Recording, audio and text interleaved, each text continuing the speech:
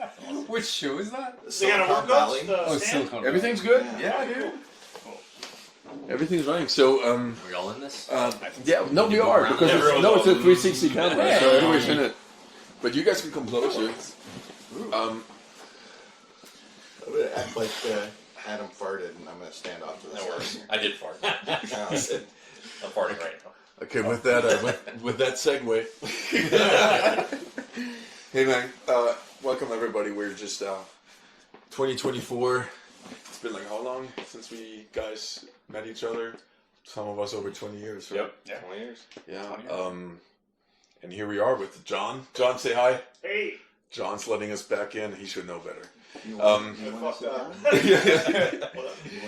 good, I'm good. So welcome everybody to the family hangout, because that's what this is here. This is really just a bunch of nerds, and every now and then music happens. This time it took like 15, 17 years for music to happen. Something like Brian just educated me on the fact that after 20 years of existence, we now have 19 songs or 17 songs. yeah, something. Yeah, like so sounds like we're working in the public sector. No, but here's like the history of Deathevokation, since we never shared it because no one ever. No, they are. They just get burped. Someone's nice. It was like a dog. This time took like 15, 17 years for music to happen. something. Brian just educated me on the fact that after 20 years of existence, we now have 19 songs or 16 songs. Yeah. Yeah, so sounds like we're working in the public sector. No, it's, here's like the history of Deathevokation, since we never shared it because no one ever asked. And you didn't ask either, but you No, I know. It's like you're stuck with it now. Like play the algorithm. Yeah. Like, subscribe. The bill button. hit the subscribe button in another 17 years. We'll have another. Yeah. This I'm in 5K. Gosh, like the happiness. We all just really independently for each other. These guys got to meet me. I remember back in the day I was not working. I mean, Jesus Christ, you don't know. No, it was a really treat. I was allowed to fuck shit up for Frank Silva and the mighty voices of the dark side. And I said, hey Frank, Knocker is playing out in LA or where was? Let me go up there and interview these guys.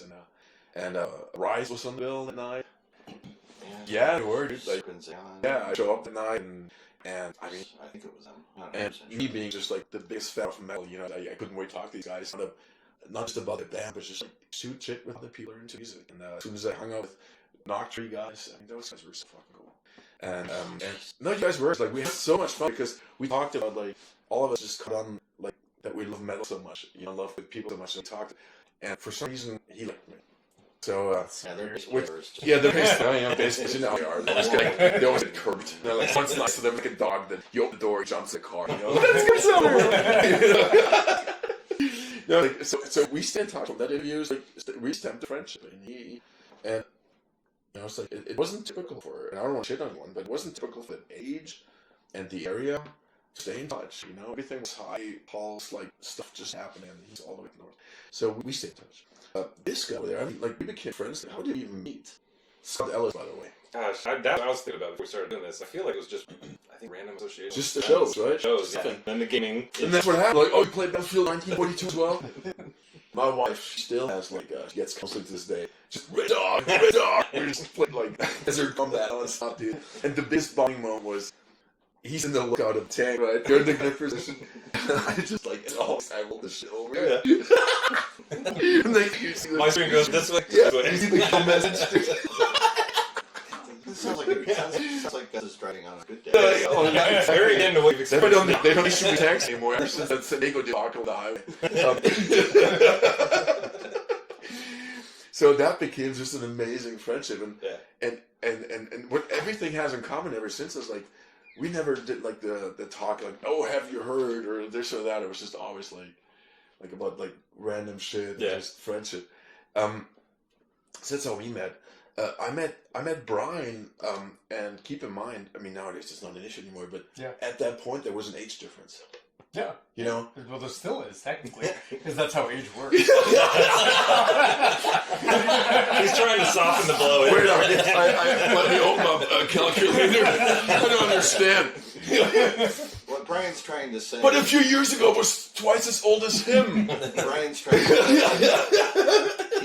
He's like Dorian Gray. He just gets younger while the rest. Yeah, of yeah, right, and I'm exactly. Benjamin Button. My hair gets shorter. As I age. So for me, it's like other things that my wife complains about. It's like, it used to be longer. I'm like, I know.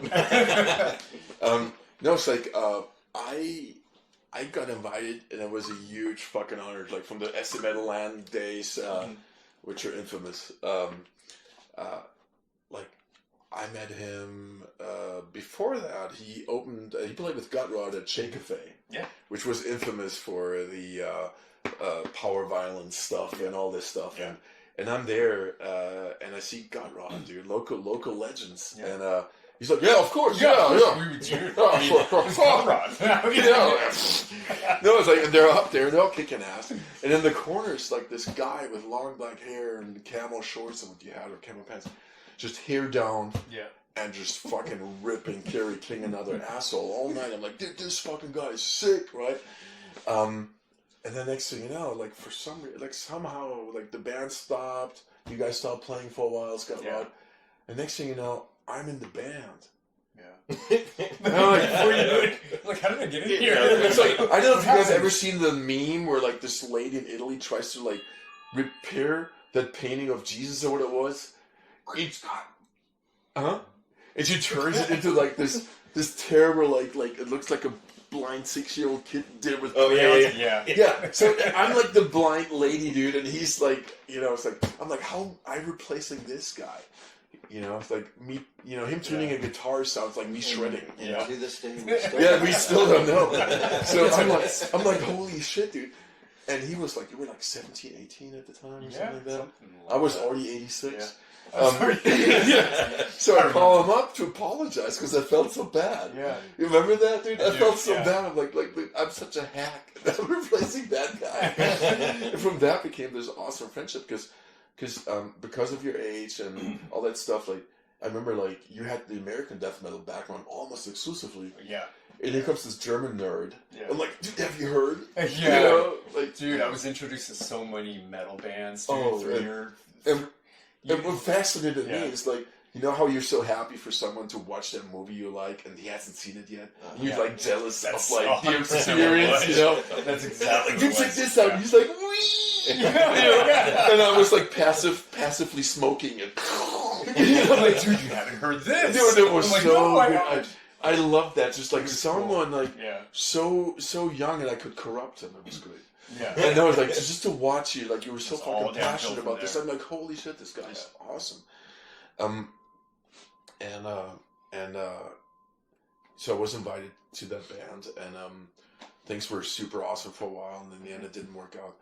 And I thought that was it for like being in a band. I was like, okay, I'm back to reading fanzines, which was the coolest thing in the world, anyways. I'm like, dude, this is cool. And I called you guys up. Just to share the news that I'm like a fan again, not a musician, which, I've never really been a musician to begin with.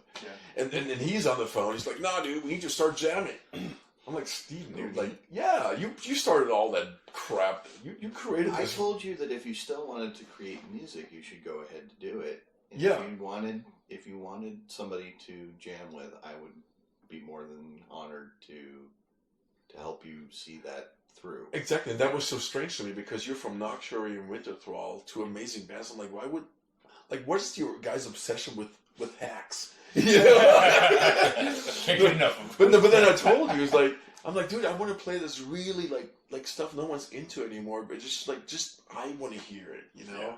And you're like, dude, I'm in forever, like anything, because it's just a friendship thing, You weren't in there because I sold you that year we will be the next this or that. I'm just like, yeah, I can promise you some fun, and we'll record a tape demo in 5 weeks, But that came later, so I'm like, I was all confused. I hung up the phone, like this is the weirdest thing, dude. I just told him like my band days are over. He's like, keep jamming. I hung up the phone and I was like, oh fuck, what did I just Exactly. What did I just say? You called Southern Bells like, I need a new phone number. I did a thing and I need a new phone number right now. So I call him up. Next, I'm already loading. I'm boozing up. I'm saucing. Right. I'm sitting there. Dude, I'm getting ready for the next battlefield round with that fool over there. I'm drinking hard, and I call you up, and I'm already buzzed. Yeah. And you're like, dude, let's jam. And I didn't even say anything. Yeah. You know? I just told you out of the band. He's like, yeah, we should jam, dude. Like, what? What was he, dude? This guy can actually play guitar. Yeah. Well, at that point, I wasn't like done with music. I was just like done with that. No, I understand that. You know But that where you were like, consider jamming with me blew my fucking head, you know? Well, dude, you showed me so many awesome bands. Like, I just wanted to play metal. That's all. Yeah, I hear you. That's all it was. Yeah. Yeah. So, that was that, and I almost poached. I like really talked Tushan into joining. Yeah. And he was such a sweetheart. He committed, which I'm so fucking grateful for. So, and I said, okay, guys, if you guys want to jam with me, we'll do a tape demo in 5 weeks or 7 weeks or whatever I said. Yeah. And everybody was on MySpace, and everyone to make it, and everybody's like, oh, I've got here, check my album out, and I come from like this. I miss Tom. I miss Tom. Yeah. He's always number He was one. my best friend on MySpace. Number one friend. Number one friend. Yeah, always. He should have been Zuckerberg's first friend on Facebook. I didn't think so. Yeah, you would. Wouldn't that have been a coup? No, but so I said, dude, like, I just want to do a tape demo. I don't, let's just have fun. Yeah. And we set that up, and we this guy Dean, who Zombie. What was Zombie's first real name? Chris. Chris, yeah. Yeah, Chris said, like, hey, Chris, I don't know if you're still there, but hey, Chris, thank you for that hookup. Yeah. So he got us in touch with Dean, who had this studio in his garage up in northern San Diego or so. Yeah. Yeah, dude. Wait, was it Northern San Was Diego? it? I feel like it was in Carlsbad, actually. Was it in Carlsbad? Oh, no, that is Northern San Diego. Yeah, you're totally right. Unless Dude, you hold the map the wrong way. I know. Like, on my map, it's west. Yeah. No, you're totally right. Yeah, it was Northern San Diego, yeah. And it's called Death Slap. You read it backwards. Where do you live, Brian? In a house. Actually, that's not true. I live in an apartment. You live in I'm Carlsbad. lying to you. You live in Carlsbad. I do. You should know better. I know. For some reason, I was thinking Northern California, and I was like, wait, that's not right. That's way too far. Yeah, That's that's a little that bit trip too far. I didn't think that. So I think, what was the first song we wrote? Was it Blood? It was blood. It was Blood. Yeah. It was Blood. It was definitely Blood. Yeah. So we wrote Blood, and then I went over to his house, and we started jamming out of your garage at times. Yeah. And so we're sitting there trying to come up with shit, and Brian's like, I have to go to the bathroom. That happened a lot. And then he comes back, I'm like, dude, I've got a riff. Yeah. Remember that? Yes, I do. That turned into Monument. The Monument riff. So he was literally like, you were gone for like 30 seconds. Yeah, something like that. Yeah. You came back and you're like, dude, look at this riff. Check this one. And I was like, dude, that's really cool. We should use that. And then we just like went off and wrote the whole thing. I'm like, Yeah, oh, dude, that's and then, really awesome. then we went to the practice space, and I still had this like middle part riff, but it was completely different because I had it like written for Gut Rot. It's like a really brutal fast thing. Yeah. So I'm like, what if? Like you omit half the notes and like play at like a quarter of the speed. And then we showed Stevie the riff, and Stevie showed up with shit kickers, as you coined them. You have these fucking like cowboy boots. I almost wore them today. Yeah, you always wore today. Dude, I showed him the riff, he's just like, alright, he's just kicks. I always need a little more height. Yeah, just a little bit. 6'2" isn't tall enough. Adding another couple inches with the shit kickers. Yeah, of course. So that song was written super fast on like Blood, which we like hacked to death, and it still sucked. In my opinion, like it was just like this awkward. Like it was That was the first song. It was the first We were song, just and- trying to get the feel of what we were and my vocal lines were like the worst thing ever. But it's okay. It's a fucking demo. Yeah. But that thing wrote itself so fast, and what was the last one on that Chalice? Oh no, it was Embers. Was it Embers? Yeah, I Yeah. feel like it was something like that. It was Embers. Yeah. Everything was Blood. tracked by Tushan, and Tushan was like a jam drummer.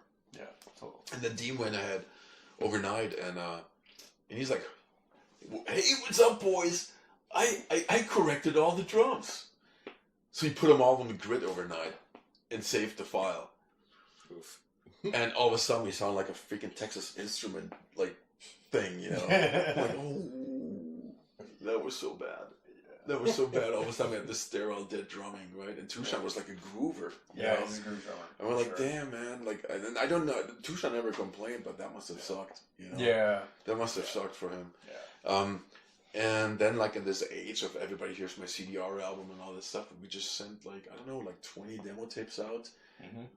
And it had that little CD. Yeah, Each one was that The tiny CD. business card CD. Yeah, business card CD. Yeah, It only fits in trays. Yeah, exactly. But it was like cut off, chopped Yeah. off, top and bottom. Yeah. So it was like the size of a business card. And it had the stamp made, and I stamped like Deathevokation promo, whatever demo on there. And because I knew people didn't have tape decks anymore at the time. But they also fit inside the cassette.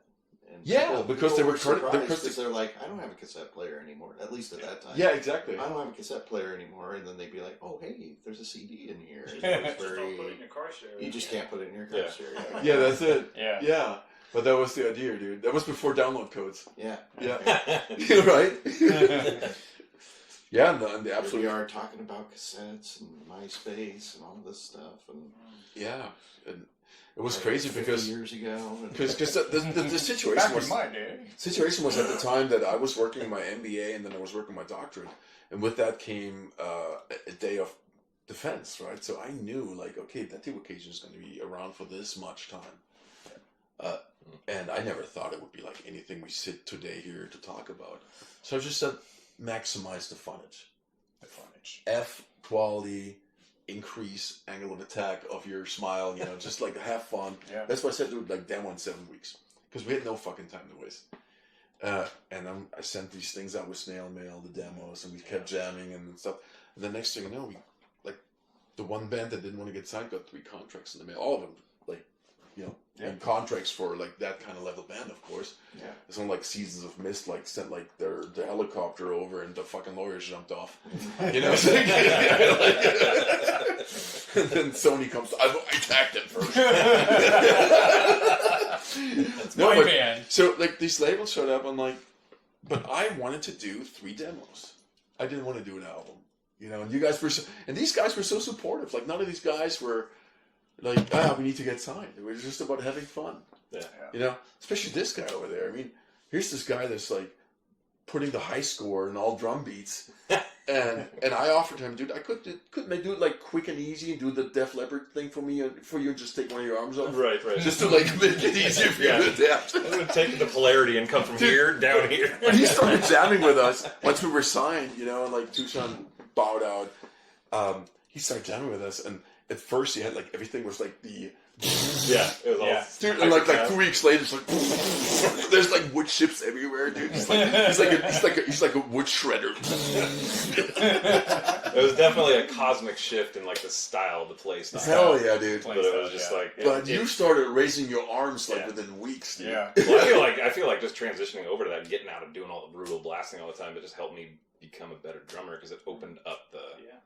You know, just different styles, more flow, more different techniques, not just blasting all the time. Yeah, and I think like when you like go super fast. I mean, I'm not a drummer, not a musician to begin with, but I would think like you're like limited on what you can actually do now because it's so tight, right? Yeah, and especially back then because they didn't have the technology and the skill set that a lot of people are using today. You know, to make things a little bit easier. You know, the double strokes wasn't a thing and all that shit. Oh yeah, that's what you. It was all like pretty manual. You know, you're pushing yourself pretty hard. So, yeah. So that switching over to the Deathevokation just opened up a whole new world of drumming for me. Yeah. Like it was a total night and day change. Yeah. Because now all of a sudden I'm grooving. I'm you know feeling a rhythm and playing to it rather than just going okay 1 2 3 4 1 2 3 4 1 2 3 4. You know doing that. So what happened to hold your I mean, did with that come like different gear you wanted to play or different like spring tensions on the pedals? Did you have to adjust, or was it easy for you to like come over and go from like 220 to 120? No, it didn't. I didn't have to adjust anything. It was just different writing style. All right. Yeah, that was just a new flow. Like I was kind of like with you exposing Brian to that kind of music, you were exposing me to it too. Yeah. So that just wasn't the stuff I listened to. I was Mr. Unique Leader, Discord. No, you are to this day. Yeah, like, still. But he was exposing music to you guys, and he was just exposing himself to me. Yes. Yeah. That's how you got. That's how I got to you. Yeah. Like ever since that's how he won you over. It's like ever since I saw Gretz Naked, I feel good about myself, I'm good. and I want more of that positive energy in my life.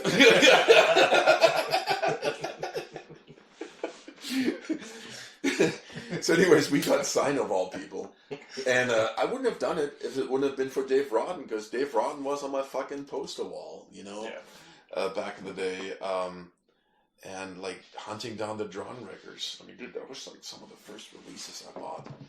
And shit was like insane, like the stuff he put out.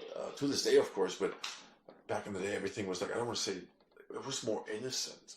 Like what he put out was like, you could tell it's like, this is his jam, and that's why it's on his label. Yeah. And which was always a great means of discovery, you know, because like the other labels that said, okay, this has to be like, now we need product, because this all of a sudden started paying my bills. They started to release product.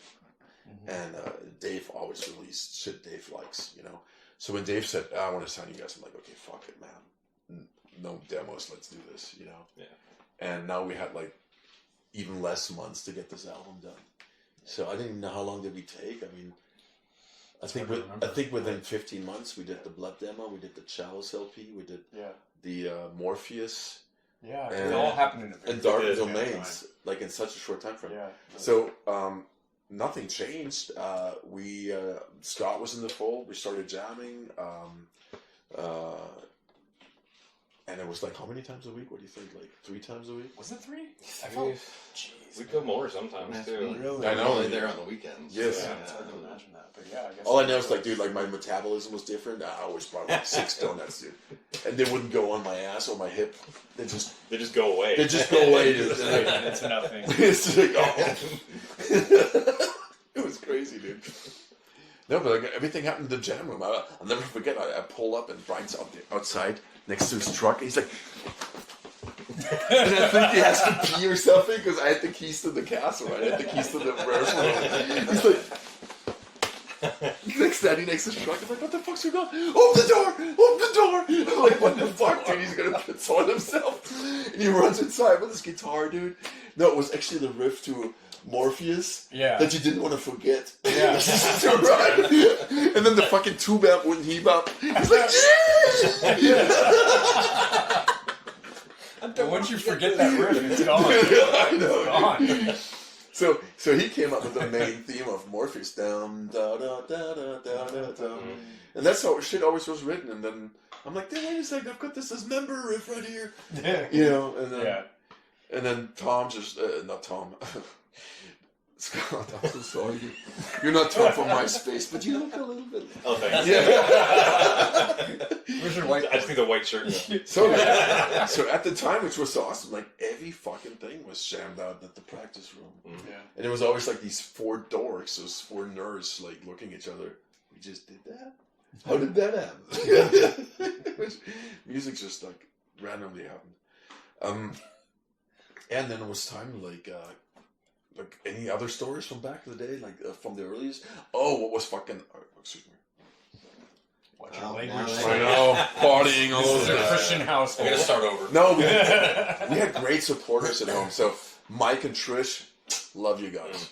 You guys, right, dude? Yeah. Like the backbone of the scene. I mean, we had Metal J, Jared, Incantation Goat, Brian Parker. They created SD Metal, which got all of us together. I mean, even like you came down from LA for these things. Yeah. And that was just a glorious time, you know. The Org was hours and hours of entertainment. Always, dude. Always, yeah. Like, I would have wished, like, Mama would have come up, like, while we were here tracking at John's, dude. Like, shit like that. I mean, it was a great community. So, yeah, Trish and Mike, love you guys. Thanks for everything. Roberto from Infinite Obscure and Tony, holy shit, did they set up those shows?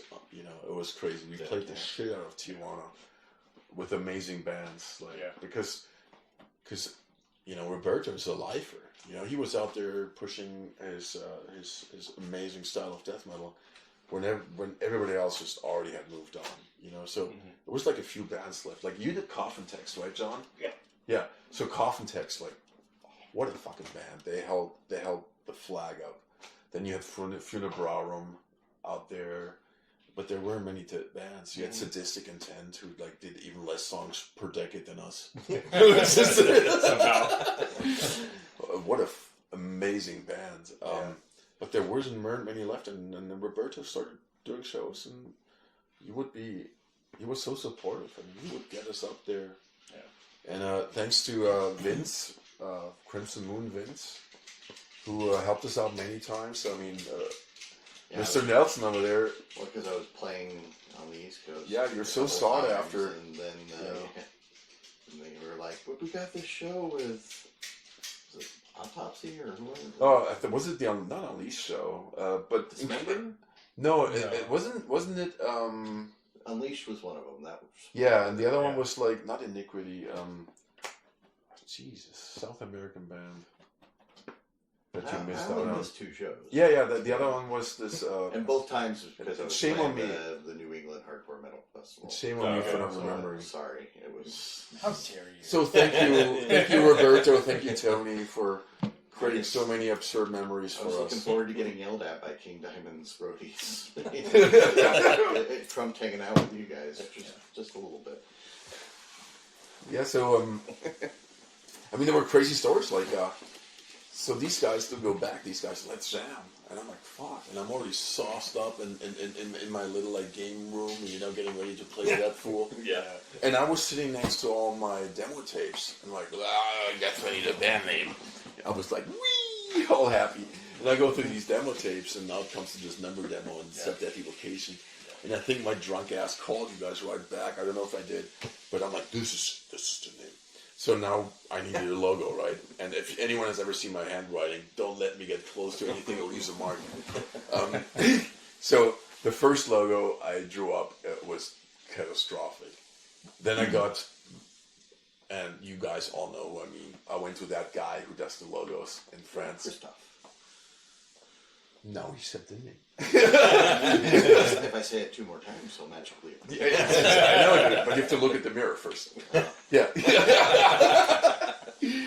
And I'm like, dude, like, I wasn't feeling that because I wanted to be old school, right? So I was doodling around, like drawing like D's as much as I could.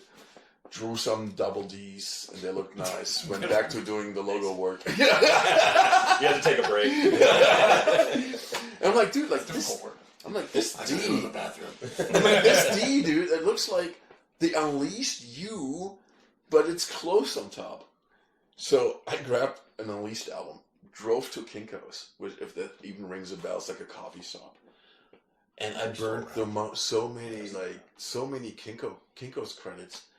And I started like printing the shit out, copying, cutting it. I sat there on the board. I was there like 2 or 3, because this stuff was 24/7 office kind of place. Yeah. And I was there with like a glue stick and flipping out and like moving shit around till the Unleashed logo became Deathevokation.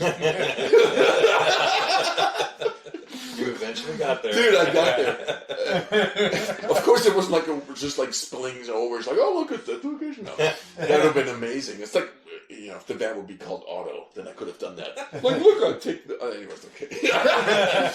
So, no, I made it work. I drew my own shit and stuff.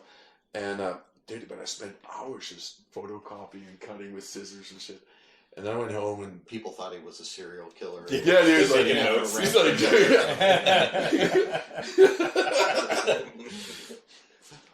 $2 million and the dog gets it. I abducted your firstborn hamster. I'm now club him with a seal. No, I didn't say that. So I turned that into like a Photoshop file. And the crazy thing is, like, Dave Rodden saw that, and he thought I was like some logo design prodigy. So, dude, I've got several bands that need logos. I'm like, well. If anyone wants No, to, that's it. I'm spent. yeah. You got the one. I'm done. Yeah, I could do like an Ogren Mangel. Maybe. You want that?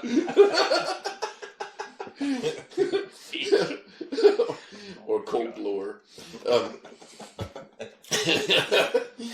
But anyway, so that was the logo story, and so we like getting all that shit ready. For some reason, Sam, we get songs together. And so I'm consulting him because he's the most experienced. I'm like, where do we go to record? And then enter John. Enter John, dude. Based on Steve. Based on Steve, yeah. I mean, I did see you in Playgirl first, but Yeah, that would have been too obvious. We all start somewhere. No, it was all. It's like the big place. like listen, like the relaxed way. He didn't like suggest to you. It's like, yeah, we're going to start to John. It's like you say, like where we go to eat. It's McDonald's. You know, it's like it was so obvious. Like he knew like this is like the best thing for everybody. It turned out to be, I mean, the absolute fact. You know, you became a family member. Hell yeah. And the fact, dude, this is like, I both wanted to kill him and kiss him at the same time, nonstop, because I'm like the biggest fucking nerd, just like the rest of these wieners here. Dude, I couldn't get that fucking piece of shit to show up in the morning. Because he was number 2 in Call of Duty at the time in the world ranking. And he's like fucking out of a South Park episode, just sweating hard at home, right? Like fucking sweating. Oh, yeah. And dude, like working on his stats. And the stats had to be there.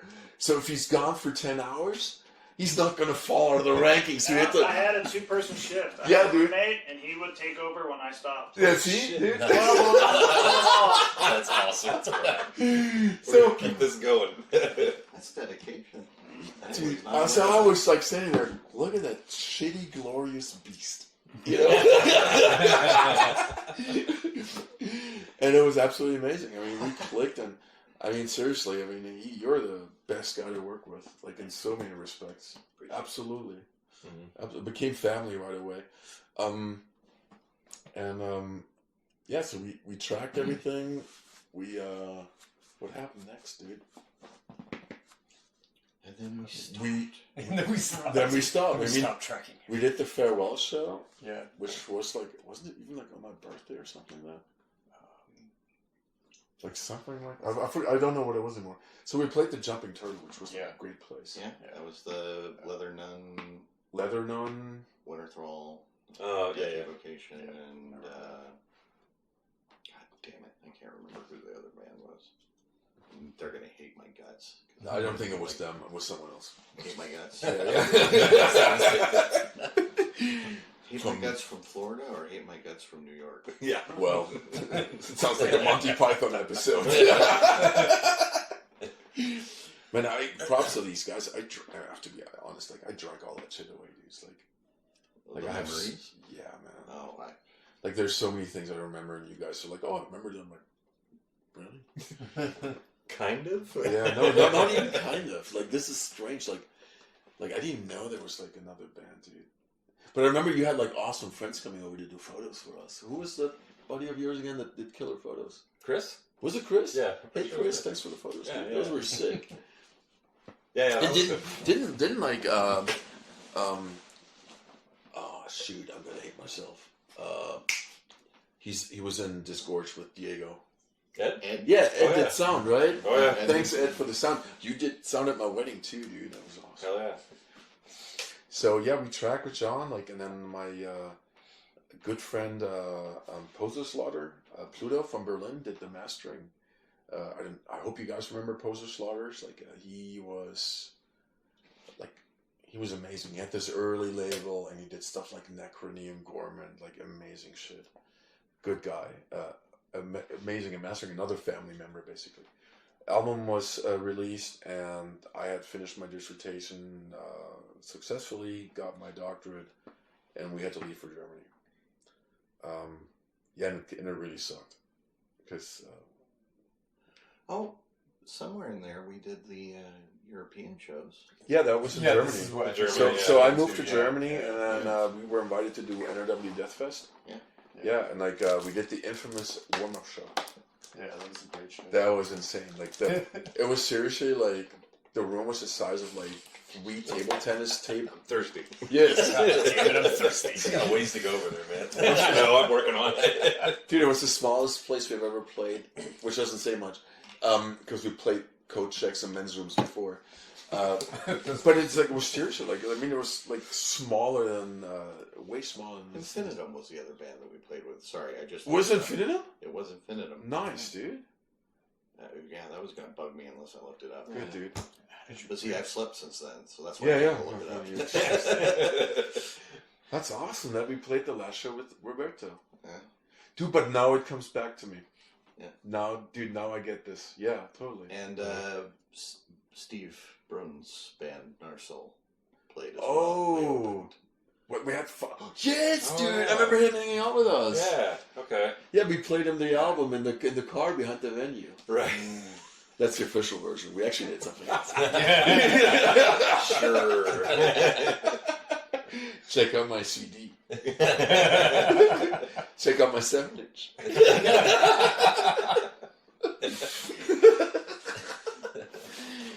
No, so Germany it was. Over there in Germany, and then we thought that was it. It was like the last hooray. The guys come over, and we played this local show, and it was fucking epic.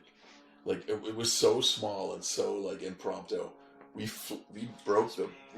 shot the breakers twice. We were in this basement. It was completely pitch black, and it's like you could hear a needle drop, and then Scott was still on top of his fucking like Discord level of like unique leader shit, and all of a sudden you just in the dark, dude. It's just like this onslaught of like drumming, and it was just nuts, dude. And everybody's losing their shit, right? And like after 30-40 seconds, they finally find the breaker. Lights back on, you start playing, everyone's like, woo! I think the lights went on and everyone's just like didn't know what to do, and you just gooped me into it. You're just like, just do it. But the thing is, like, you stop. Everybody's like, boo! This was awesome, shit. And then we start playing again, and we hit the breakers again. Every light's off, and everybody's ready for your drumming. Everyone's like, yeah! It's awesome. Deathevokation, we're better looking in the dark. Yeah. Just turn the lights off. Just turn the lights off. Dude, that was like an awesome. Dude, we lived for this shit. Like That was so much fun. yeah, it was the best fucking thing. Then we did the final show at the NRW Death Fest. We did. I came back to San Diego for a few months, but ultimately I knew we're moving to Chapel Hill. We did the Darkened Domain 7-inch, which Steve will never let. What? Yeah, you never stop bringing it up. Darkened Domains. I'm not on that. No, I'm not on that, so it doesn't exist. The Darkened what? Darkened Domain. Scott's like, I brought the Darkened Domain shirts, and I'm like, it means nothing to me. Are we burning it in the backyard? Piss them wet and fart them dry. You replaced me with other Steve. Yeah. We have But look at that, Steve. He's got black hair. Black hair? He did at the time. Yeah, Oh. Yeah. He I would never say that he dyed his hair. No. No. And we love you, Steve. This We is do. not Oh, just. And Cassie. Yeah. And Norm. And now here comes the name dropping. I'm like Norm. Oh, do love the Norm. Blue Meanie days. Yeah, dude. The fucking Blue Meanie days. With Teabag. Heydays. The heydays. I remember seeing fucking Teabag. And then I was in German. I told my German friends, I just saw Teabag. I'm like, what the fuck? Look, dude, this is Norm from Psychotic Waltz. Like, why Teabag? I'm like, I'm not going to ask them. There's got to be a story behind that. Yeah, no, it was like a tongue-in-cheek joke. I hope. So no, and then everything was over. And Fast forward. a fast fucking forward. I think all of us like sort of left, except for him, of course. All of us like left music in a way. I don't think. I mean, you were involved with some bands, but didn't record, right? No, I did record. You did record. A few things, No, yeah. we reshoot this. You were in some bands.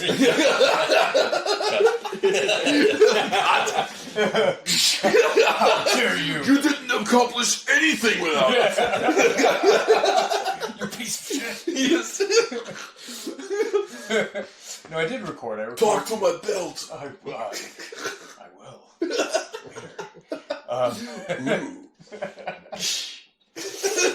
No, I was in this band with my friend Luis.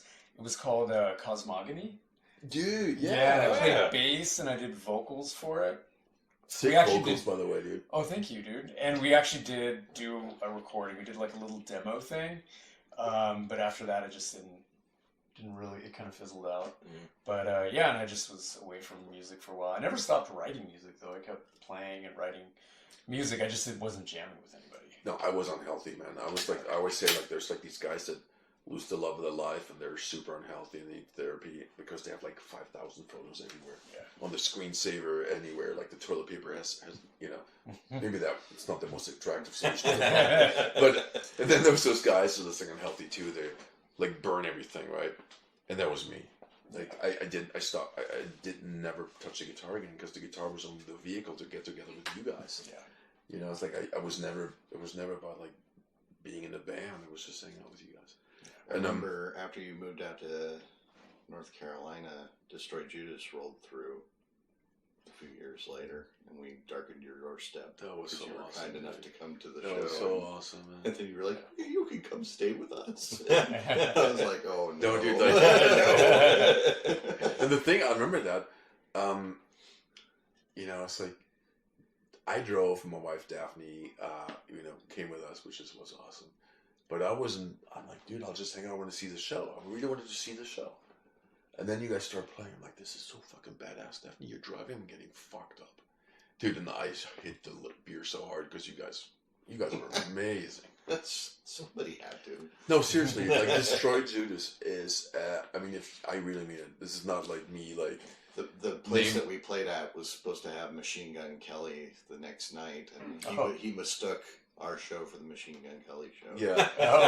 He showed up and he was like, "Oh man, I gotta see this other Dude, like, I band." mean, he played shirt, no shirt. Like I saw his like this rib cage and the tattoos. I thought you were Machine Gun Kelly, dude. But you were reality. You were BB Gun Frank. Yeah. Cooler, anyways. Way cooler, dude. I'd rather be BB Gun. We did the worm together. That's right. No, but all kidding aside, I mean, if you guys, Pellet Gun Herald. if I may like recommend something with Destroy Judas, is the fucking shit. You guys need to check it out. Absolutely fantastic. But Scott, you didn't do much after that, right? I did To Violently Vomit. That was my. Oh yeah, you did do Yeah, that. that Like, was- see, that's my best friends, dude. I know all their secrets. I know everything about him. That I'm was, like, I should have looked you guys up on Mattel before we did this, dude. That would be nice. yeah, I linked up with Ed and Diego and the guys, and we just did To Violently Vomit and had a blast, absolute blast doing it. So I kept that going for a while until I I moved. bet with you in the band, there was, It was a nothing literal- but blast. It was a literal blast. yeah, like it's It was a literal blast. just more great times. Like being so fortunate to go from a band like this, and then all of a sudden I'm in To Violently Vomit, and it's just like great Yeah, people dude. all the way around. Like that's cool. It was Dude, fun. absolutely amazing. And the Wizard is just amazing guy, dude. It's just otherworldly. Although fucking really, him and Ed, man. Dude, it was, Holy shit. I was always just every time I go in there, it was just smiles for me because I'm just like, Yeah. Because you got like some passive whiffs from like what the Wizard was doing that day. Yeah, I mean, I don't even know how many years that You was. felt like Wizard and Oz. You felt like the caterpillar on the It was fun though. on It the was fun. mushroom. But yeah, even then when I moved away, that was kind of it for music for me too. Damn, Yeah, yeah. that's when I kind of hung it up at that point. What year did you guys wrap it up? 2008. So Was it 8 or 9? You moved to Chapel Hill. Well, yeah, in in eight. yeah, In it's eight. That was so. eight. But the crazy thing Yeah. is like, just to bring that up, since John is here, is like, I mean, we did 3 sessions with John, Yeah. and the amazing thing is like, you gave us a distinct sound every time, different, different, dude. Like the Morpheus stuff. Don't ever do it. Don't ever. We We expect want the the same every We time. expect more consistency. No, like this is what this guy does. I mean, he has such a musical ear. It's like we came in with Morpheus and gave us like this finished tone, and that guy's not a connoisseur of Finnish death metal by any means, right? But he just felt. I mean, I don't think he's got a like freaking like lubricant album in this house, you know. Yeah. But he gave us that tone, and then we come back with Dark and Domains. He's like, okay, this is like fucking gritty and dirty. hold my beer, right? Yeah. It was like, holy shit, dude. Every time you walk away with a perfect production. Yeah, that song just came out like exactly how the title is. That was a It's nasty insane, song. dude. Yeah. Absolutely nasty. Yeah. I mean, yeah. I mean, of course, it would have been much prettier with you on bass. I was going to say, what yeah. album? So that aside, so it really stopped for all of us. And then what happened to me is like, and I'm super open about this because I think it's a positive story. It's like, you know, I did my thing like what every grown up does. Like, you know, I started like applied myself, and you know, and then professionally, and married the love of my life and my best friend in life, Daphne, and we had 2 kids. And then you just slide into this fucking grind, and it's only getting worse. And it's no one does it to you. You do it to yourself for the most part. Of like you feel like you're this cogwheel that and I don't mean the family or anything, like, but like all these people that really don't give a shit about you, like the professional field. You know, your customers and suppliers. Yeah. You feel like you're this cogwheel that needs to function, otherwise they fail. What you don't realize is like if you fail, they'll just replace you with someone else in 5 days. You know, it's like, but I didn't get that. So I tore myself up, started, you know, runs, you know, I don't want to say it runs in the family, it's nasty, but it sort of does, it's the alcohol problem. So I was just like saucing it up for, I don't know, 15 years straight. And all the stress got to me, and I ended up in the hospital, and I had like a really shitty chance of survival. Got out of it, and took me over a year to get back on my feet. Just barely, like really on my feet. I'm not talking like becoming my old self. Just so like where I can like lift stuff without blacking out. Because I don't want to get too into it. Because like after all this shit, something else happened to me. I had like a spinal infection, which fucked me up even more. But the thing is like, I'm like, okay, I need to start doing something for myself again, because it's something I discussed with someone else a few days ago. It's like everything was where it needed to be again, but I thought just like, but why? You know, what for? And I just needed guts time. So I picked Decibel Beer Fest as my pilgrimage. I'm like, let's go do that. Looks like fucking fun, you know? Went up there, and Albert embraced me. I don't know why. It was probably the $1,000 I gave him.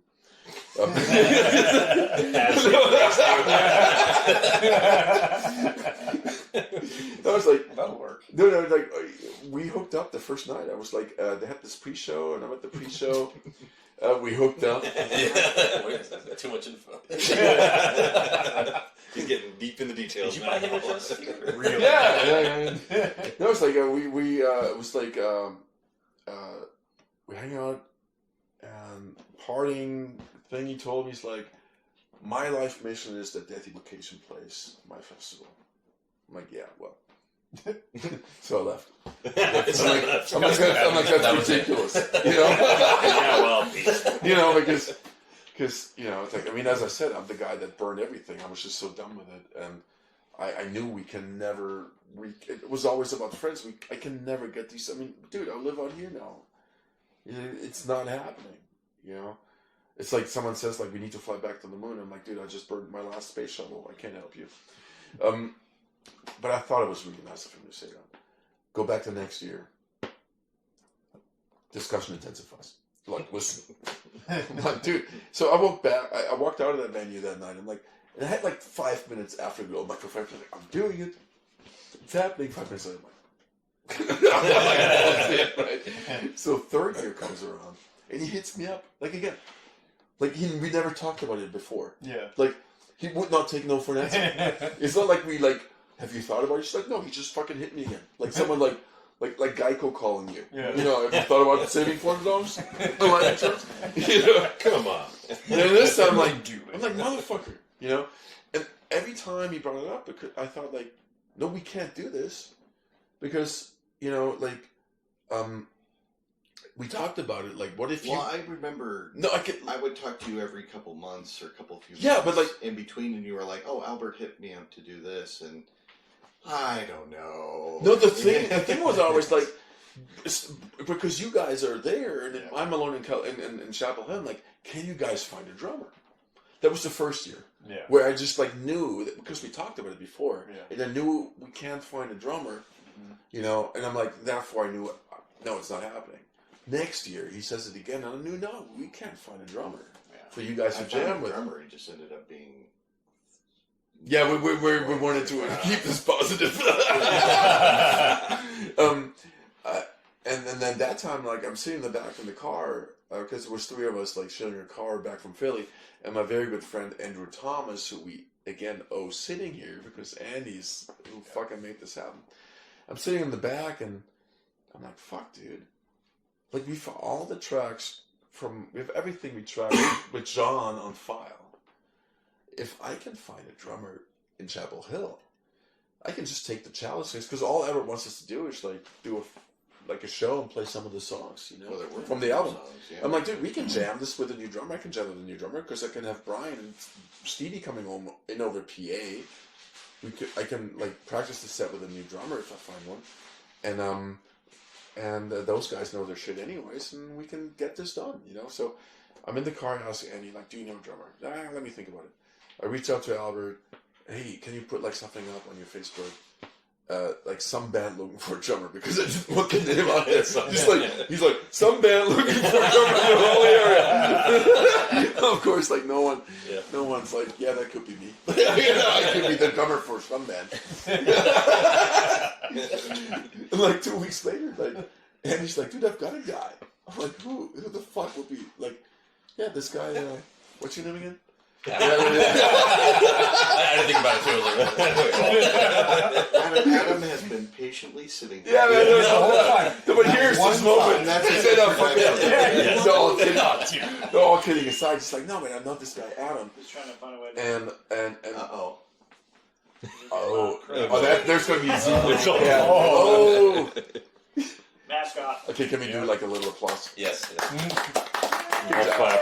Can they see the cat? Or Yeah, of course. Okay, they can. sure. They can. Yeah. Oh, they can. And Oh, but I'm not gonna say that. So I meet up with Adam, dude, like, and it was like the weirdest thing because we're meeting up at a brewery and that still wasn't doing well. And he was like so open, like, because that was not easy to deal with at that moment. At least I don't think I was. And you were like the greatest fucking guy, dude. Like the energy was there. Never heard you play. I had never heard anything of you, like, because we never met. Yeah. Right? And we never introduced. So I knew the guy's two hands. He's probably capable. I had just picked up sticks the first day. Like, I got this thing for you. I'm like, all right, I gotta learn how to play drums now. So we started hanging out. It was just about hanging out, and that's when I reached out to the guys a few months later. I'm like, dude, we're back. I found an amazing person. We have the friend circle closed again. Yeah, we hit it off too, and it turns out like we lived really Sex was close. great. Yeah. Well, we also lived really close. And Yeah, we did. It was kind of funny. When Andy hit me up, I thought you lived on the other side of town entirely, but we were really close to one another. We meet up at a local brewery and talk. Yeah, and then I tell you where we jam, and you're like, yeah, and where we're gonna jam is next to where my parents' property is. So it's so coincidental. I'm like, oh, okay. it was awesome. So if we practiced, we had like randomly your dad Can't pop avoid in. seeing It was awesome. So So that's how that happened. I don't even know what else to say. It's like, we went to Philly. Had a great time. We had a fantastic And time. on the drive awesome. to Philly, we heard from Scott. Yes. Oh, that's right. We Yeah. talked to Scott. It in was the like car, his yeah. ears were burning, Yeah, and that was all. yeah. It's like, and then Scott entered the fold out of left field, sort of, because we weren't like, because the band, like, I never really reached out because in my book the band wasn't happening. We're just playing this show, Yeah. which we were like graced with, and then we disappear again, you know,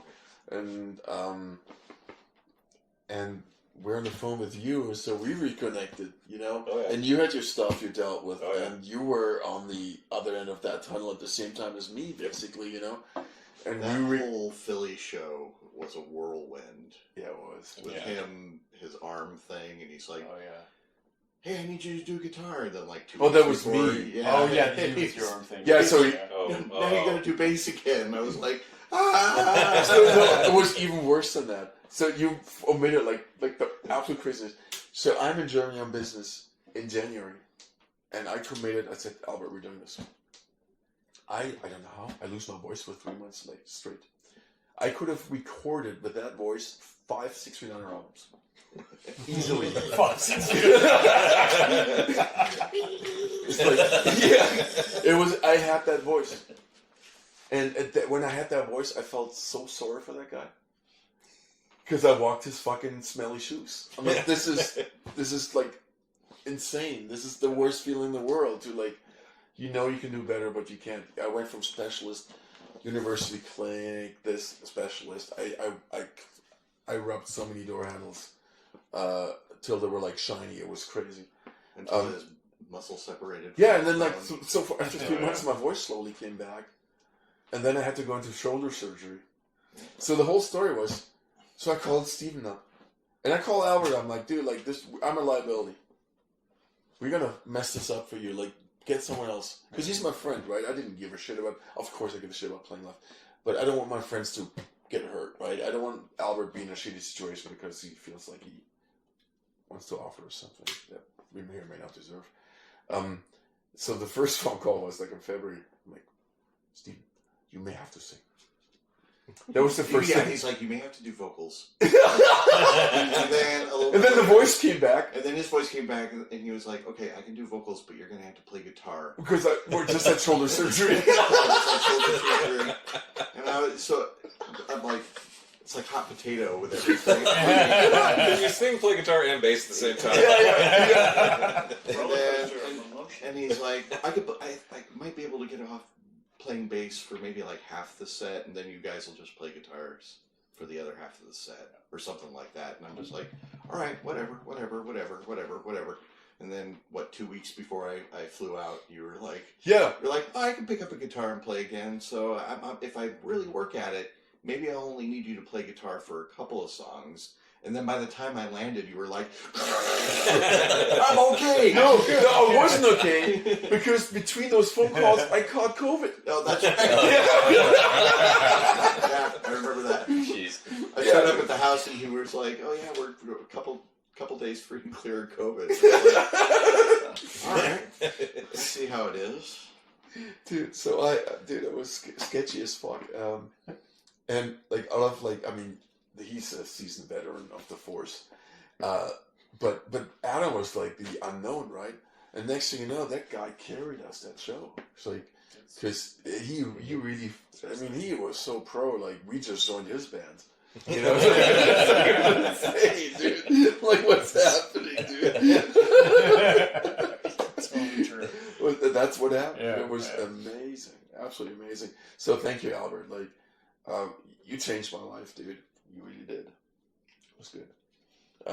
So we did that, and then we said like, and then Brian and I got into it again. Yeah.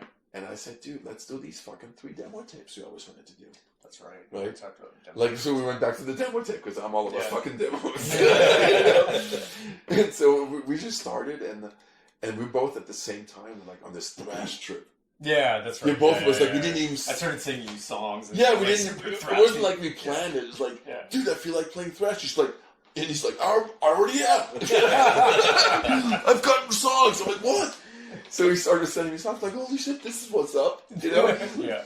And I just wanted to do like tape demos for us on this local record shop in Germany, whose owner I was like best friends with. I'm like, dude, like.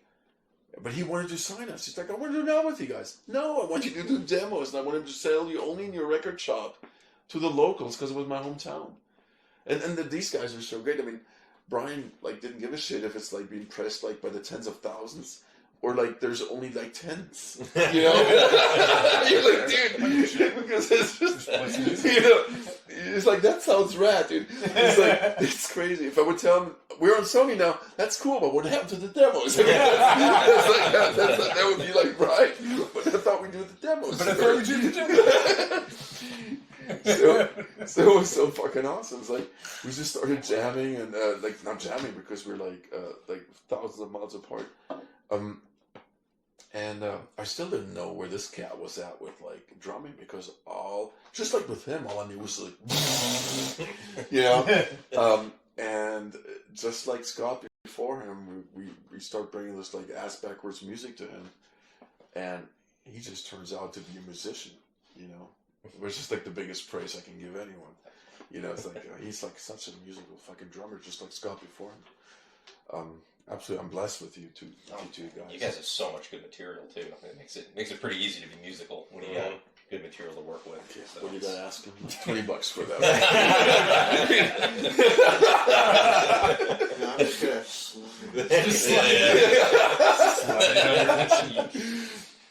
Yeah, so we show up a few days ago and meeting you is like we never left your fucking house, dude. Absolutely amazing. Glad you did, but I'm happy. I know, man. He's like, get out now. Yeah. please leave. Surprisingly, there's a lot. John, Surprisingly, there's a lot of caps available right now. I heard the highways are pretty clear. I want to get home quick. No, it's like so we come over, bring our stuff with us. We're trying to be prepared, but you can never be prepared for everything. And we sit down, and then I feel highly uncomfortable because there's like 3 drummers and 2 guitars. It's like a bullshit situation. No, it's supposed to be that way. Yes, It's supposed to you be gotta that keep way. these string animals. That's count Frightening. Alejandro. Oh, God damn it! That's true. Oh. A lot of drummers in this house. No, you need to paperback to hyperventilate it. No, it's like the amazing thing is like because we're sitting down here, and the first thing is like I don't hear shit, right? I'm like gut stuck. I'm like this is fine, and then he goes first. He's like, "There's something about that hi-hat," and then he's like he's like the guy that John will never tell you this sucks, but he goes like, and that's like he's like shitting on your chest at that point. I didn't know that the hi-hat sucked until we put another hi-hat up. Yeah, Right. I'm like, Jesus, that does suck. So, but like then Scott heard it first. Yeah, dude. It was so odd because it sounded good in the room, but coming through the mix, Yeah, the mic didn't like the way that it was being picked up. Yeah, It dude. was too stiff. The mic was just. And the next thing is like Yeah. we put the snare down, and I don't know who it was like. So I was like, that snare fucking sucks. And he makes amazing drum shells and snares. So we got to use one of his prototypes. That was the first drum I ever built, actually. Yeah, dude. My Like, first was it? Was it? The first drum I ever built. Damn, dude. That's so cool that that's on. That is amazing. Yeah, it's just, That's amazing. And up to this point, it's only been on stuff that I've recorded, so you guys are the first. Yeah, dude. So, I mean, he's special. actually. You He's actually use you my molest Yeah. us. yes, I've been all over that thing. so Cherry Hill Touched it so many Customs. ways. Cherry Hill Customs. Look it up on Instagram, Facebook, wherever you are. Amazing stuff. Absolute artisan stuff. It's heart and soul in there, and you can hear it. And it looks. And if you would be here, you would smell very it. good. Yes. Absolutely amazing. Absolutely amazing. So we're blessed to use a snare, and the drum kit sounds like $1 million. Yeah, so I don't know. We can't talk too much about the future because it's not ours to announce, but there will be a record release on August 31st. You guys may have already seen like the ads Albert's running. Well, the fact that we're doing that show, it's the 20th anniversary Yeah. Decibel show. Yeah. I mean, that is about as far ahead as we've really Ever done anything? Yeah. thought ahead. Yeah. That's the planning. That's What we are we stop doing? there. We're doing that. Beyond that, Anybody's guess. it's anybody's guess. Yeah, so we've got August 24th, we're playing a show in Raleigh with our good friends Necrocosm and Paul We're and going to his... be doing double duty. Double duty. Nice. Nice. Duty. Duty. Captain Duty. Please just refer to me. It's Mr. Duty. Yeah. To you, Mr. Duty. Mr. Duty Pants. Mr. Doodalicious. So we're going to have that show coming up, which is awesome, at a local club, which is amazing, called Chapel of Bones. And then, the 31st show, which is amazing. It's gonna be announced who's doing the album, but it's gonna be someone. It means a lot to us. So circle closes. I don't know what else to say. Any stories from this? I've got this piece of paper. You do have. Uh-oh. So you were a bad boy this year. You know that. I don't know. What's that incident where I cut my finger and it bled all over the fretboard? Should we talk about that, Brian? I don't know. Sit in my lap. I brought it. So, tell Danny the problem. You still have memories. tell him, of that, show I me where the understand. guitar hurt. Everywhere. Was that in Germany? No, that was in where Brick, dude. Brick. That's right. Brick by Brick. That's right. Oh yeah. yeah. Yeah. That was a sick show, dude. That was a cool show. We covered Creation before Creation of Time. Yeah. By dismember. The comment section's on fire right now. Didn't Roberto do? Yeah, Roberto did Yeah, vocals, that's right. man. That's You right. can barely make out the music. The Yeah. YouTube No, but video just is so- it's an amazing video, though, dude. Yeah. Yeah. It was back in like 05. Oh, Roberto's on fire, dude. He doesn't have a guitar on him, and he's just like fucking kicking ass, dude. Yeah. And I'm up there, and this guy cut his fucking finger that day. And I shouldn't have had lunch. you shouldn't have had lunch, dude. That What? was- Like, everyone's confused now. Like, what was for lunch? Was finger for lunch? Were you having finger food? Yeah, dude. Oh. Oh. It was delicious. We got 4 drummers in here. We can do the dessert. No, dude. But I look over and it's dark up there, and he's playing like a dark rosewood fingerboard, and I'm like, what the fuck is this? Because I see like reflections off of the fingerboard, and I see like the strings look weird. Dude, there's like blood everywhere, dude. He should like keep shredding on the fingerboard. I'm like, I'm like the paper cut image. Like I'm like my whole body's like shriveling. I don't even think I told you guys that I cut my finger. I think I just No, you rubbed it. did. Because you Did I? had a Band-Aid on it. Yeah. And then the Band-Aid flew off first thing, Band-Aid right? flew off, dude. And my finger was just Some squirting unlucky blood fan was all like, over "Yay." the fretboard. Yeah. Bloody Band-Aid. Most metal show ever. What is on your little magic sheet of paper there? Yeah, nothing really. I mean, I think Notes. I can't read my own handwriting. That's like my make. Why do I even make notes? I'm not even going to be able to read it either. Oh, It That's says why I want to laugh at See, it. this we can skip right away. It says friends, dude. Like, what friends, right? There's nothing. Yeah. There's nothing on this paper. There's No. Like, what even brought this up? It's funny because It's just you like start off reading it. pictures and of then you animals. just Yeah, it always does. Yeah. Dude, That's where I was like, if I can try to read it. Yeah, It's so like you- decoding Yes. something. Yeah. yeah, like, it's like, where were you when they worked on decoding the Enigma machine? Where were you when JFK died? Would you cover the writing No, process there's for no this way. album? Like, I can read any of that. The writing process for this album? Because there's a lot of old riffs. Oh, you yeah, guys that's what had you for mean. a very long time that put together. Yeah, it's Well, not- yeah, it was. Yeah, that's actually a good story. No, like the crazy things. Like I mean, what probably no one knows is like that on the first album, Chalice, and this new one, which is called Gotha. There's each time there's a song on the album, which is from a band that Brian and I had running before Deathevokation existed, called Artifact. Oh, that's right. Yeah. So so he was over. He just covered this funeral doom stuff. That was way into Yeah, you dude. were. Like, That was really and we cool. lost Oh, you. I am actually. We lost you for a few months. Yeah. It's like, Well, no. That was just the timing that you were Yeah. waiting on. but I mean, Yeah, I was I mean, always late. They'll Everybody. be there. Yeah. I mean, you can't tell, but this is a phlebotomized shirt, so I've always, like, this doom shit's always been my jam, right? And so he's getting into it. So he's like the only other guy in the US, it seemed to me, that I'm like, holy shit, you're into this too? So we started this band Artifact, and from that is like, as my Sky Gates of Skywars and Chalice, and the song Artifact on Gotha. These are like from these like sessions back in the day. And again, it was just family and friends back in the day. We had like, we mentioned SML.org earlier. We had the two founding members of SML.org, which is Jared and Brian Parker. They were like on bass and keyboard. And then Brian had a fantastic guy on drums who helped out whose name we don't know. I want to say it was like Jason. Yeah. But I could be wrong. No, it is Jason. I think it was Jason. I just made it up. Yeah. I'm like, yes. As your moral support animal. He's going to see this and he's going to put you on his hit list. My name is Jeremy. How dare you?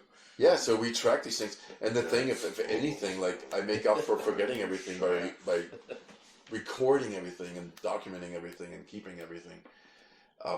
So I had these riffs. We had the Artifact riffs. We created Artifact from that. We had some other old riffs, but I really got to say, like, Brian came out twice in the last half year. To North Carolina. Yeah, to North Carolina. We just hang out in the living room, jamming. Beautiful setting on the couch. The dog's next to us, and it was just awesome. Like first time your wonderful girlfriend was with you, Samantha, who's way better looking than you, by the way. And dude, like it was like not even many days. Like what was like 12 days total or so? What was it? The first time it was like I mean total. Oh, in total? Yeah. No, because the first time I came out there was like 2 weeks. It was 2 weeks. It was 2 weeks. So we had like probably 3 weeks of writing. 3 weeks of writing, yeah. Yeah, so in 3 weeks we wrote the whole album somehow. Somehow. But that's what happens. Like we got up like, how did this happen, dude? Yeah. Like how did we have 9 songs? It was weird. Because there's 8 songs in the album and there's 1 extra song for Dear Friend. Yeah. That's gonna be released. Yeah. No, so the writing process was as such that we had some stuff that was kind of this is how it gets done. This is how it went. I get one phone call and he's like, "Oh, we're sitting around, we're starting to put stuff together." And then Brian's going to come back out in 2 months and we'll see if we can write more. And then the next phone call I get is, "Oh yeah, we got a whole album ready to go." He just sends me the album on WhatsApp. Yeah. It was like 2 months ago, and I'm like, oh, I got an album to learn. Last I had heard is, we're going to hope we can finish writing some songs and polish some things up too. Oh no, it's already done. We've got some songs and a couple more to spare on top of it. What? Huh? And we got album 3 and 4 finished. now it's like, and I'm so looking forward to the future. It's like, I mean, Scotty's back in the fold, not in the sense of Deathevokation, but he's back as a friend and back as a musician, which we're so happy to hear. He's going to start kicking some ass again. Unleash the brutality. Yes. So like, listen, like he's going to come up with some great shit in the near future. This band is happening, which we're so fortunate. I actually leave in my cabinet here because anything we'll do with John. So we'll be back like in 15 years. In 15 years. Just a little more wrinkly. And Everyone will be just a lot more tired. Yeah. 4-hour tracking days instead of 8. Yeah. Lots of power naps. Yeah. Lots of power naps. You're gonna have that mountain biking accident in 2032, and you're gonna have to have the wheelchair ramp going up to your It will be engineering board. Yeah. I'll bring the diapers.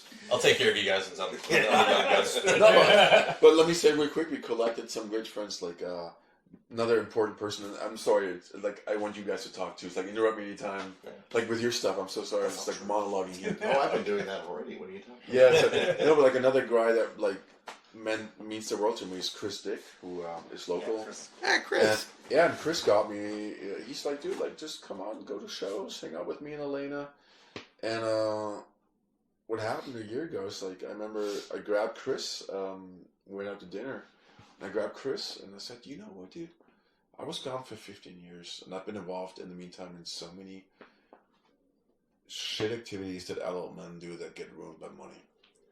You know, there's like money involved, and money, there's not a fucking hobby left in the world that money hasn't ruined. And I come back 15 years later and all you guys are still here. And I don't mean the people per genre, I mean the fucking spirit, dude. It's still so innocent, it's still so awesome. You know, like metal is still like the same shit that I left behind 15 years ago, and you guys welcomed me back with open arms, which I'm so grateful for. You know, and so Chris played a big role in that. He's like, come on, dude. He didn't take no for an answer, just like Albert. And then meeting Hannah and Dick today, wonderful people too. Oh yeah, absolutely.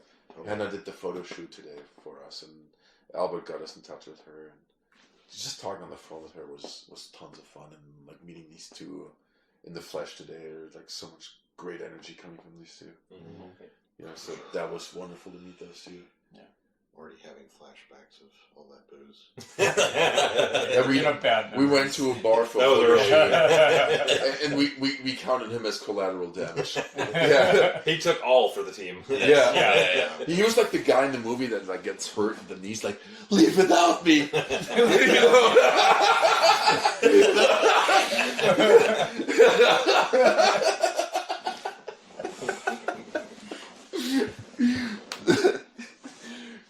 So everything's been so wholesome. I personally met a great guy to do the art for the album, which is really fucking unique. Like so many great things happened. I'm really grateful. So, what are you grateful, Stephen? What are you grateful for? Let's go round the circle. I'm surprised I'm still awake. That's pretty much it. That's what you're grateful for. That's it. Yeah, just to push on. Rough day today. Yeah. Let you guys know, another band that's back from the dead is Necrocosm. That's his main band. Yeah. So check them out.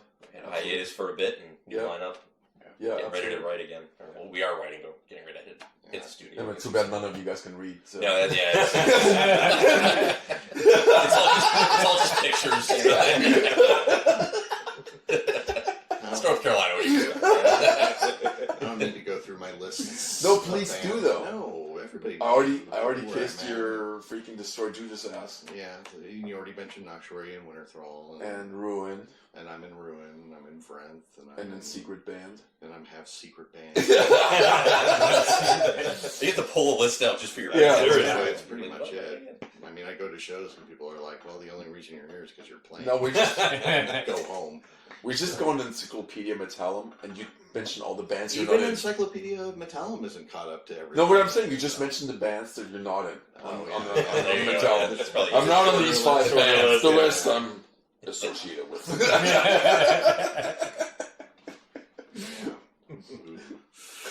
So you're going to get back into music too, right? Yep. Yeah, I'm gonna go get the drum kit going again. Getting all the, I'm gonna do guitar and I'll do drums and probably vocals. We'll see. We'll see how the throat's gonna feel about doing my own vocals again.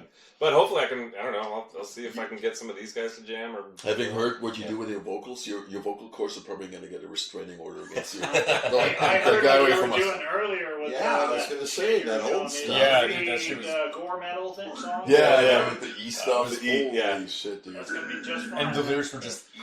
Yeah. the whole time. No, I need to get back into the brutal shit. Yeah, I need to hell start yeah. playing again. So that's gonna happen for sure. Hell yeah. Yeah. And that guy's such a fucking gear nerd, dude. It's worse than me. It's like, what if I get this bolt anodized in red and the other one in black? That's just a portion of the fun.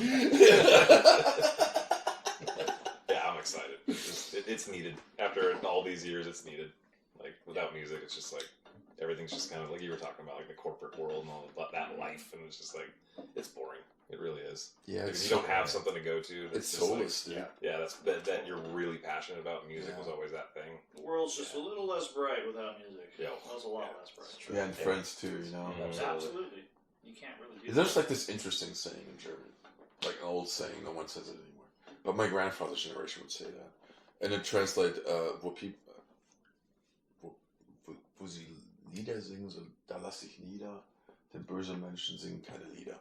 As in like, where they sing songs, sit down, because bad people don't sing songs. You know? Yeah. And that's like, for like the metal world, on the underground level, it's so fucking true in my opinion. I mean, you always have the statistical errors, you know? Like the weird guy that like, thinks he made it, and, you know, doesn't... Anyways, I don't want to go too deep into negative shit. They're like, this is like the most wholesome fucking thing. Like this metal community, dude. It's just so fucking great. Yeah. And it's so different. No one cares. And this is what attracted me to metal immediately. It wasn't just the music. Like I went from straight edge hardcore because I was a skater, just like Scott was a skater. Mm-hmm. I think John, did you skate ever? Mhm. Yeah. You didn't, right? A little bit. It's Yeah.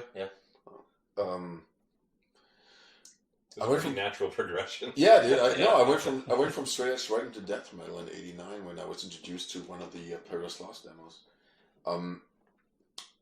so I didn't come from thrash like most other people in Germany. So, and I went to my first death metal show, and it was fucking awesome because there was girls, there was guys, there was like immigrants, there was anything went. Like you knew, oh, that his parents must be middle class, which is a very punk thing. Right, like punk mostly comes out of middle class, like dentist children, like rebelling against the establishment.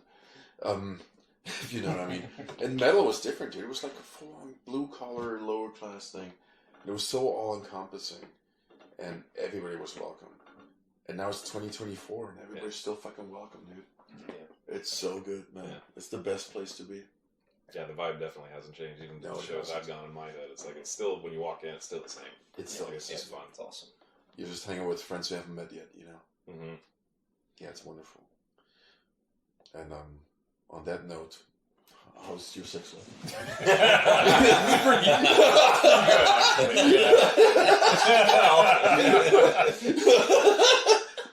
It's pretty good, actually. It's not bad. It's not bad. It's not bad sex life. Well, sorry if I've offended anybody. That was not my intention.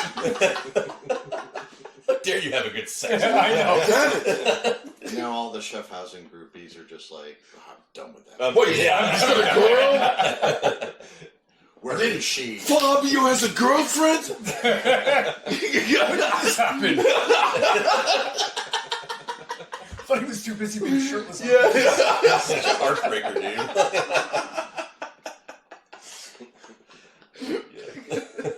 The worst. Okay. Oh, so this is like the most low-key thing now. So, okay, I don't want to hear any more. I know what's coming now that I said low-key. Okay, good. Yeah, I'm going there. You're not going there. Good, yeah. I'm tired to go there. What if we don't want to go there? Well, should we wrap it up? Have we Yeah. talked for... Yo, MTDT. MTV raps. All right, well, Brian's Martha Quinn then. No, I just want to say one more thing. Satan.